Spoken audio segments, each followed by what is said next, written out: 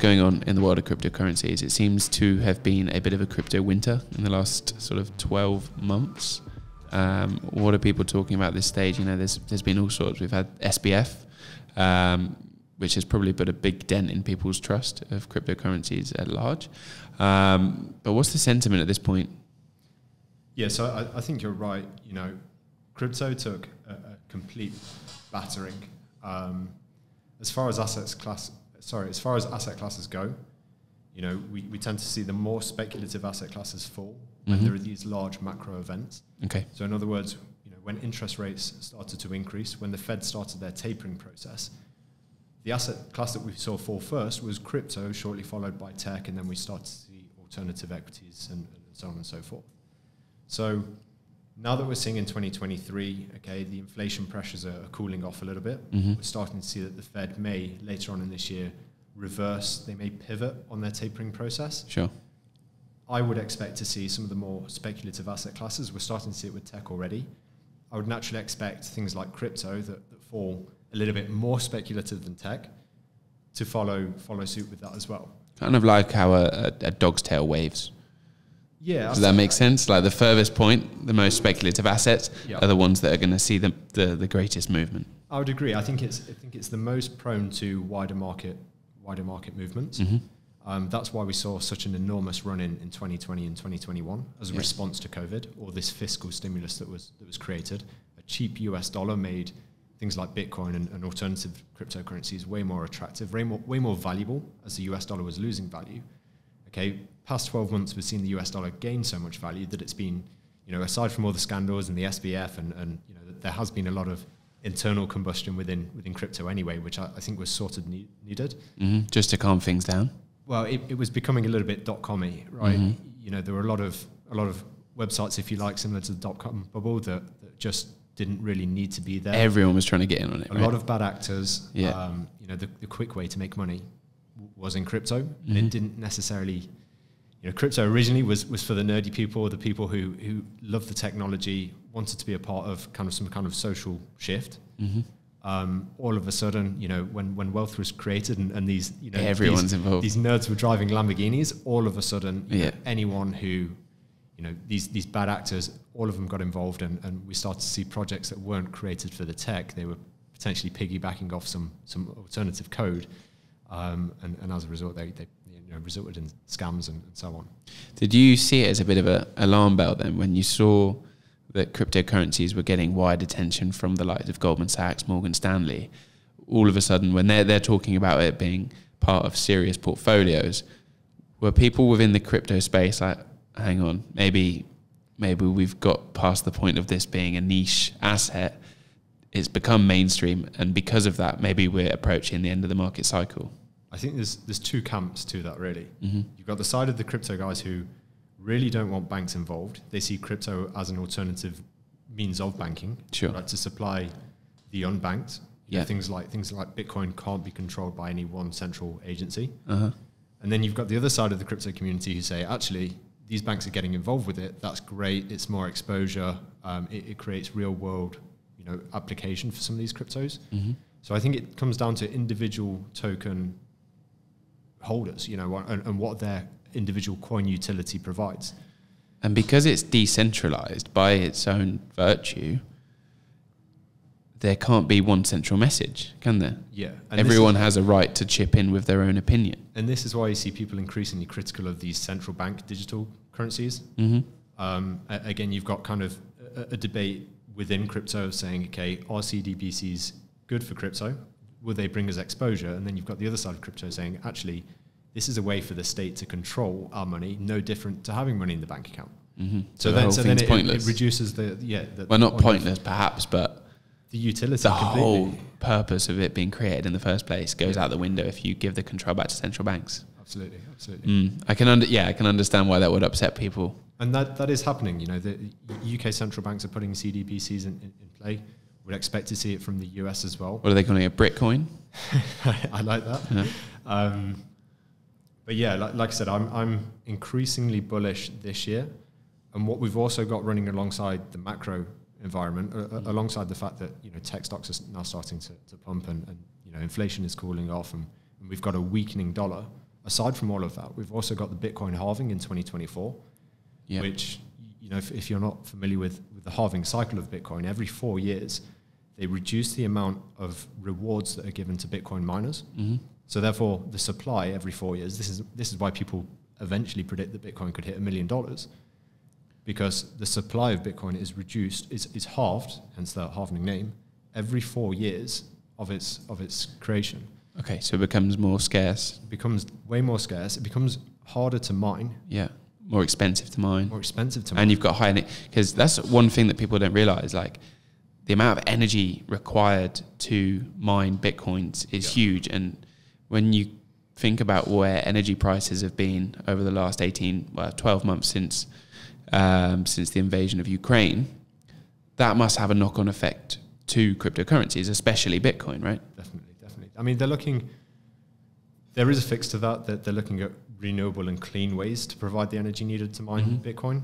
You've got some alternative coins, Ethereum moving from a proof of work to a proof of stake concept, whereby, you're no longer mining these coins, you're actually earning a reward from these coins for simply holding the token in its first place. Okay. So there are ways around that. I think that was an early kind of, growing pains of the cryptocurrency space. And we will still expect, just because I'm quite bullish on it now, we will still expect these cycles over the next, 10, 15, 20 years for cryptocurrency. It's a really new asset class, and you'd expect something similar for any type of asset class. We still see crashes in the equity market, even though it's been around for hundreds and hundreds of years, right? I mean, who would have expected a stock as stable and well known as Amazon to shed 55% in the space of a year? Absolutely. So when we talk about some of these, Bitcoin is down. It's down from its highs of 64,000. I think it reached as low as about 22, 21,000. Yeah. Okay, a significant crash, kind of 80, 90% down. But actually, you look at certain tech stocks that have fallen similar. Tesla, 70% last year. Well, exactly. And you don't turn around and say Tesla's a scam. But people are quite quick to say Bitcoin's a scam just because you can't tangibly see it. We see Teslas on a daily basis. We see the solar panels, the batteries that they provide. Just because you can't see a Bitcoin doesn't mean that it's not a tangible asset. And some people would argue that obviously it's more tangible than things like US dollars that you can't physically see. Okay, you can have it's just a figure on a screen, a printed US dollar. Yeah. But the supply of Bitcoin will only ever reach the 21 million mark. And with the halvening cycle, that will infinitely become longer and longer. I think it will take another 200 years or so. In some ways, the value is a bit like a sort of blue tick on social media, right? Like it's what I'm thinking behind this is that a blue tick on social media isn't anything tangible. There's nothing to it, but everyone knows what it means, and the value of it is huge and extraordinary. But there is no tangible value to it. You can't buy it. You can't touch it. You can't do anything with it. But the amount of gravitas that comes with it is massive. It's a digital good, and you'll see people increasingly moving away from traditional assets, things like property, things like equities, into more digital goods. I know you're familiar with Andrew Tate. I'm sure many of the viewers are aware of Andrew Tate. He will be the number one preacher of the new kind of asset class being digital assets, whereby he doesn't own property in any particular country or region. All of his wealth, all of his worth is online via the space of websites, via the space of followings, via the space of subscription models. There's people are talking about the metaverse. It's kind of already here in the space of people are shifting to a digital portfolio. Portfolio, digital. Yeah, absolutely. I mean, that makes it so much easier because, when people talk about building wealth, one side you've got property, and property is quite bulky and stodgy and difficult to sell, and you've got to find a buyer, and maybe the boiler breaks and things like that. You don't get that with any digital assets. Perhaps you get a lot more volatility, but we are at the early stage. If you're moving towards a point of having a digital portfolio, that makes an investor a lot more mobile. You can just pick up and leave, and you can take all your wealth with you because it's held in your smartphone. Whereas in the past, you have so many ties that come with your portfolio, perhaps taxes as well. And we haven't, I would say, seen as much or the development of taxes on digital assets as we will expect to see in the future. So right now, for people who hold it, you can flick and change between different countries and take all your wealth with you, as you've given the example of Andrew Tate there. Yeah, I mean, one example that comes to mind is people buying and selling Instagram accounts for $20,000 each. Mm-hmm. What do you think about that? Well, you actually buy. You're buying an account that people follow, right? Yeah. It's such a strange concept that people would pay upwards of 10, 15, 20,000 US dollars. Mm-hmm. People are paying the top guys on Instagram. It's no different from in the past buying a magazine brand that people buy or a radio brand that people listen to. Yeah. It's just a different way that people absorb content. No, I agree. Yeah. It's, like I said, but people find it an alien concept. That's your point, right? Completely alien concept that it's all moved. You know, anyone can have an Instagram account, anyone can get followers on Instagram, and all of a sudden, you know, those people are kind of applying themselves to that, or able to sell their account, or sell posts on their account, or advertise their account for, you know, tens of thousands of US dollars on an app which is free. Everyone has a smartphone. I think, you know, crypto will eventually kind of go down that route of kind of bringing monetary freedom to everyone, regardless of status, age, wealth, and so on and so forth.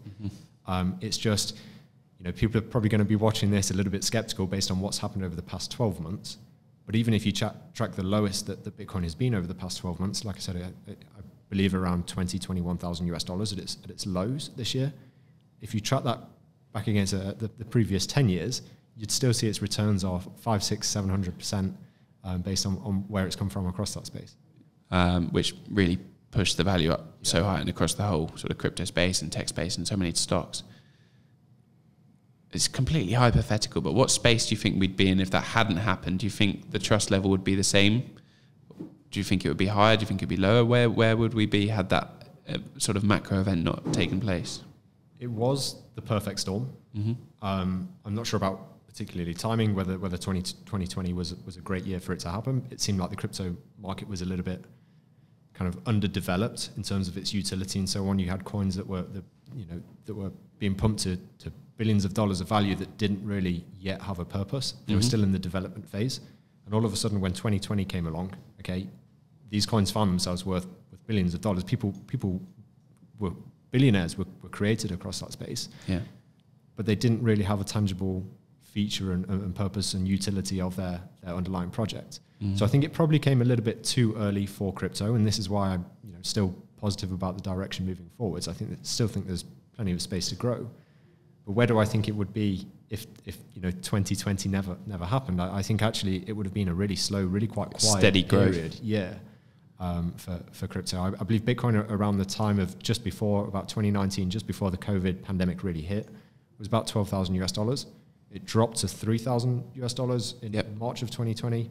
And then from then on, it took that 3,000 all the way up to 64,000 and kind of back down to 20,000 or so. So really like the lack of trust in many ways just came from a wider macroeconomic event that propped up the price of Bitcoin and then dumped it once conditions worsened, rather than the fact that Bitcoin was any less or any more sort of usable than it was pre-2020. I think anyway there's access to easy money, to free money, to quick money, and where people can generate life-changing amount of wealth within a relatively short period of time, you're going to attract the bad crowd to some extent. You're going to attract plenty of good people as well, but there's going to be opportunists, just like, if you were wearing an expensive watch walking down a certain part of town that you shouldn't be walking in, it's going to attract certain kind of bad actors that will, impulsively, act upon their opportunities there.